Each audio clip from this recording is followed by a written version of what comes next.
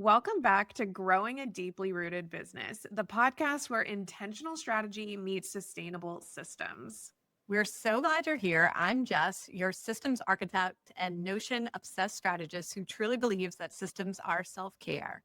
And I'm Rachel, your email marketing mastermind. I'm all about building marketing ecosystems that actually work with the intentional strategy and, you guessed it, all things email at the heart of it. Together, we're on a mission to help women entrepreneurs like you build businesses that are both profitable and purpose driven. We know you want success, but not at the cost of your health, relationships, or personal joy. Exactly. And that's why every episode we're diving into intentional marketing strategies, sustainable systems, and a really good launch strategy that doesn't leave you burned out. Whether you're refining your operations, planning your next launch, or figuring out how to make your marketing work smarter, not harder, we've got you covered. So grab your favorite drink, get cozy, and let's grow something deeply rooted together. Okay, Jess, I need you to be honest with me. How many lead magnets do you have right now? Okay, so I love to create. So I probably have a bunch just sitting in my Notion waiting to come to life. But I think actively, I probably have like two or three. No, I know you have more, so I need you to count them all. I gotta open my Kajabi for that one. Okay, well, here's why I'm asking. I was doing a client audit last month for somebody who's been in business for many, many, many years. Very solid audience, knows her stuff when it comes to her like industry. And when we were doing this audit, we were walking through her customer journey and specifically the path that takes them to their email list. And I kid you not, there was probably about 8 to 10 different lead magnets that all led to various email sequences. Some of them haven't been updated. Some of them were leading people down a very, very long sequence. And I think that that's something that maybe you can resonate with, right? I mean, I resonate with it. I also see it in my clients' business all the time. They will always tell me they need new lead magnets. And I'm like, why? Why? This is working so well already. Yeah. So today we're going to be talking about what happens when your marketing bridge gets too complex. And hopefully we'll give you some tips on how to simplify it and a strategy kind of that really works to help bring in aligned leads. We do have our aligned leads expert here, Rachel. So let's get into it.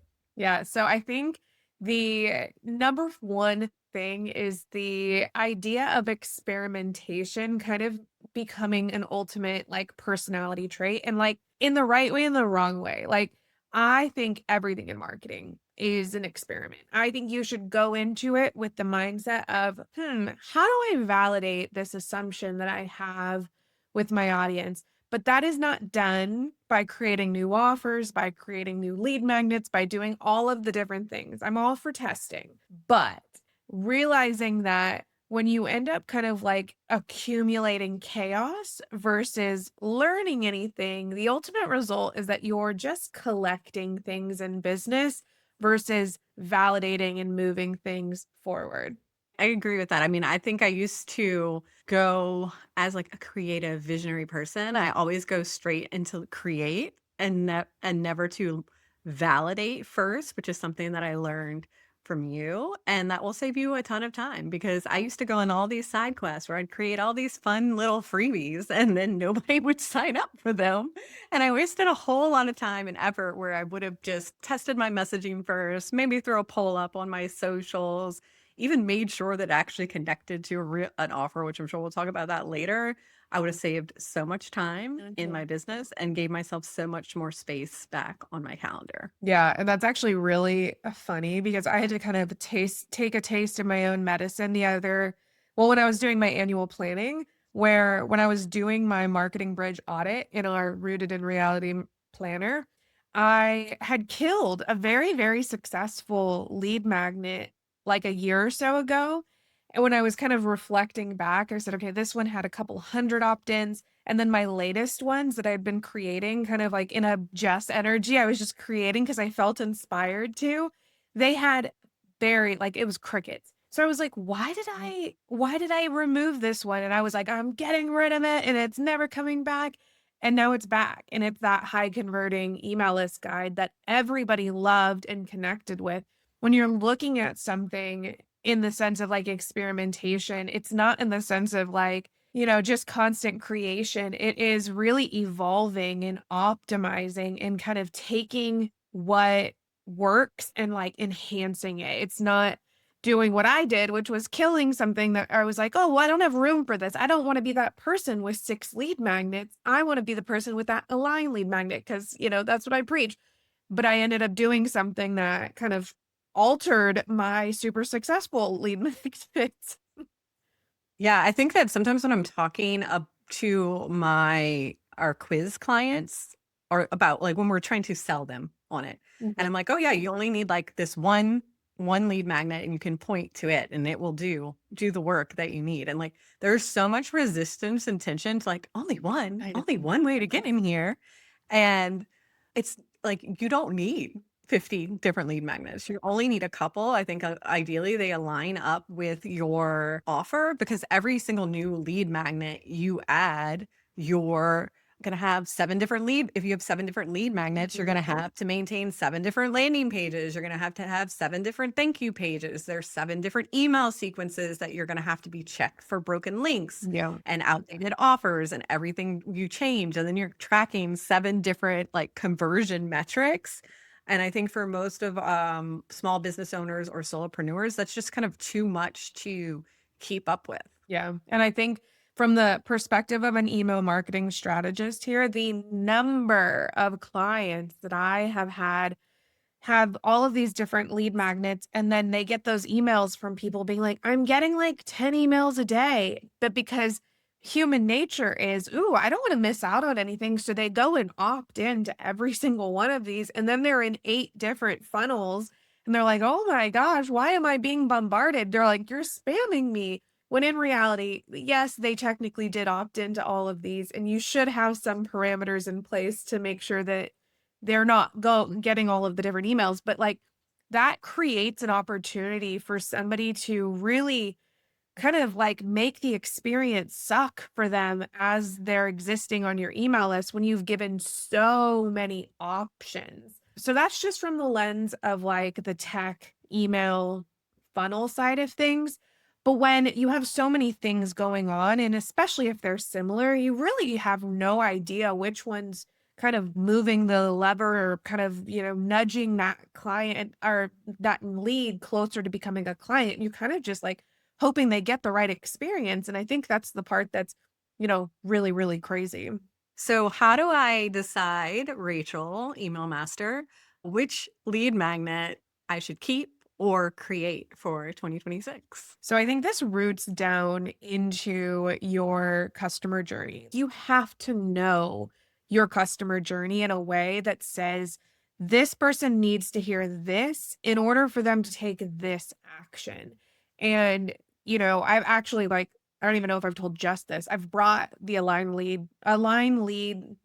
did I call it? The align lead formula back as a product because it was just, again, validated and it worked. And this is something that I talk about very, very like intensively inside of it, where your customer journey and in your email list have to be like the most in sync that you could possibly have, where somebody opts in lead magnet A, and it's going to then guide them to offer A versus what typically people do, which is like, I have all of these different lead magnets and they're all coming in, and then I'm going to just kind of hope that they find the right offer. So finding the right one means you have to know exactly what business goal that lead magnet is going to serve. Is it serving or selling strategy sessions? Is it selling a digital product? Is it high ticket, offers? So we'll always start with that. And then you have a very clear plan that you can work backwards on when you have that understanding of what it's actually even supposed to be doing for you. Yeah, I mean, you and I actually did this yesterday during our annual planning session for Deeply Rooted Business is that we went throughout the year and we decided, what products we wanted to offer, when we wanted to sell them. And then before, because we don't have a lot of lead magnets for this business or a lot of strategically created lead magnets for this business, and decided, okay, ramping up to selling this Mhm. product, we're going to start sharing content that's going to push to this lead magnet. I think Right. that's one way you can do it. And then another way that you can do it, or maybe it's both, is we love a quiz because that's a way that you can talk about one thing and then go to all your different offers, but still deliver a really like cohesive, personalized experience based on the answers from their quiz. Yeah, and, like, if you feel like your audience is so complex and they need so many different, like,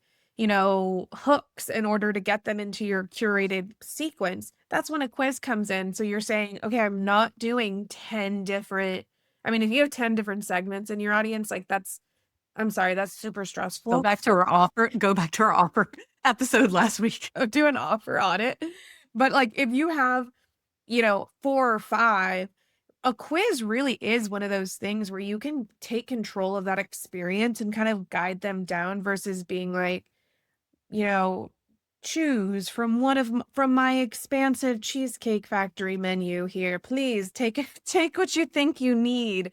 And it just becomes really, really complicated. Yep, yep, for sure. I actually was looking at our annual plan. We have it all stacked in Notion all beautifully, and I'm like, this feels so calm. Like there's such like a rhythm of it. It's like, all right, we're gonna ramp up for 4 weeks. We're gonna sell for two, and then Yeah. we're gonna switch to this and ramp up for 2 weeks and sell for two. Then we're gonna take a little summer breaky break. Then we're gonna come back and do it again. Like it's such a calming rhythm. We know what's going. We Yeah. were actually able to go through, and I think I made it all the way through June and map out at least what our episode topics needed to be about. And it feels like so grounded and amazing. I love it Yeah. so much. I mean, I think it's like one of those things people are probably like so sick of us talking about like planning, but like the end of the day, like Jess and I had already done planning.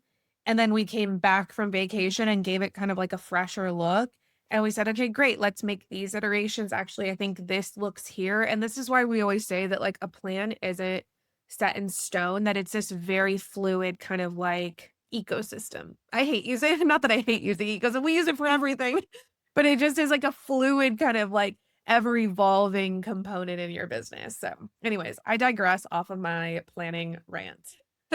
So obviously in our Rooted in Reality business planner, we help you break down and do that lead magnet, that marketing bridge funnel audit that we just talked about. So what I was actually chatting with a person on my new favorite obsession threads, and he was like, I don't understand how to figure out where I'm losing people. Rachel, can you break us down? What numbers are we actually looking for through our customer journey?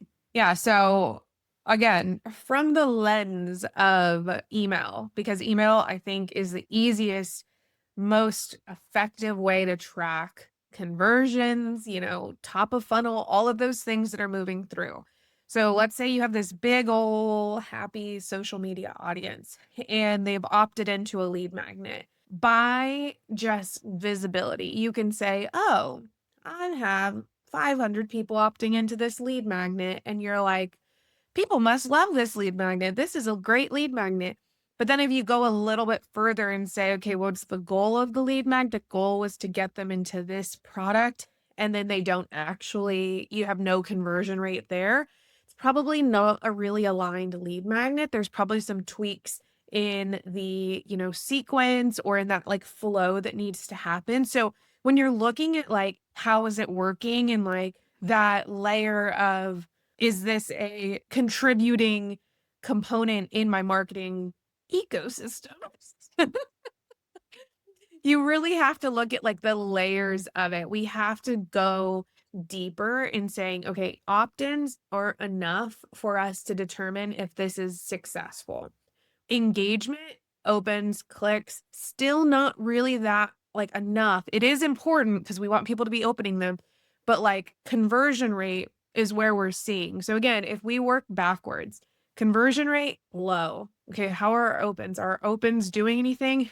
The more eyeballs we get on the message on the inside is going to directly impact our actual conversion rate. So, working backwards to see where the actual problem is so that you're not just kind of like pumping and pumping a bunch of subscribers into a sequence because your opt-ins are solid. So, it really does kind of take a little bit of like an investigative hat to put on and be like, is this solid or is this like working in my business? Because it's not just as simple as, oh, I got 500 downloads this month. Like that's not what I would consider a KPI that I would be monitoring. And when you break it down like that, like it really is a process. So you can see how having 8 different lead magnets would make this very, very complex because that's 8 different places that you're going to have to look at every single one of these numbers. So if you get our rooted in reality planner and you get to that marketing bridge section and you get 14 and you write down 14 lead magnets and you're like, I don't even feel like going to find all the numbers for these things Yeah. because it takes a minute.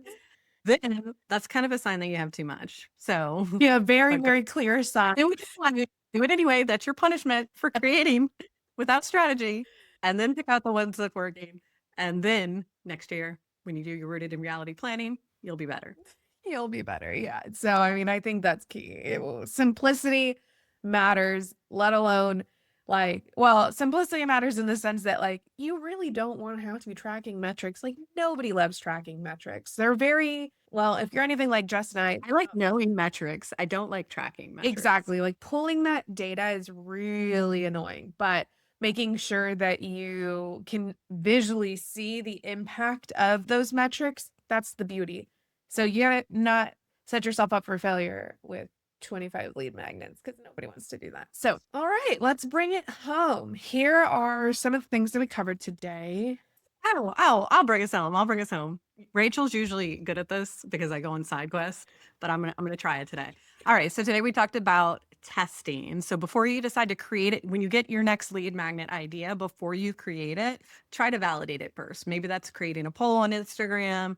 Maybe that is getting on threads and asking people, Yes, it's new session. but make sure I love it so much. I actually have to set time limits on myself now because I'm just like giving free advice to everyone on this app. See, there's my side. All right. So next, every lead magnet that you create, just know that it's going to have a hidden cost of your time and money when you start creating it. So you're going to have to, every lead magnet is going to have its own landing pages, emails, metrics, mental energy. So simplicity isn't lazy, it's actually strategic. Number 3, why you should simplify. You do not want to confuse your customers. You also don't want to spam your customers if they opt into all your resources. Which Um, they will. yeah, like people have those resources pages, and I'm like, there's 8 different things, and most people are going to probably go click, click, click, click, click, click, click on all of these, and then all boom, bam, they're in 18 different of your email sequences, and they're giving you a mean email back saying, stop spamming me, or they unsubscribe. You don't want to do that. That's the opposite of what we want to do. Number 4, make sure that you are evaluating and tracking your metrics so that you can know what's working. If something isn't converting, it doesn't necessarily mean it needs to go into the garbage can. It just means you might need to dig deeper and find out where like those leaky points are in the journey and then optimize. Okay. So, So, your detox exercise for the week is to actually think about your customer journey. Like, what is the average time that it takes from somebody to discover you to somebody to buy with you? And what are those key kind of moments that are happening in between? Is it that they've learned this about your services or this about their pain point? Like, look at those things. You really want it to be more along the lines of like very clear, navigated path to conversion and not necessarily that they have to enter into a scavenger hunt and try to find all of the answers to their problems. So that is your homework, is to kind of identify one of your areas that maybe isn't converting and that you should look at, either like just said, plugging that leak, or clogging sounds terrible, fixing that leak, or or an area that is just causing confusion. We can just remove it. So all right. So, and if you want any help auditing your marketing bridges, that is, we walk you through that in our Rooted in Reality business planner. There's even a cool little AI prompt where you can plug all your metrics in after you've created, and it'll kind of walk you through our strategic evaluation of it. If you found this episode helpful, we would love for you to share with a business bestie. that has way too many freebies. You don't have to tell them that, but just say, hey, I think this might help. Make sure you tune in next week. We're going to be detoxing your calendar and to-do list. Yes, I need it. Follow us on your favorite platform. Follow me on Threads. Say hi. I'm there a lot. Don't follow me on Threads. I'm not there. Found you in Threads yesterday.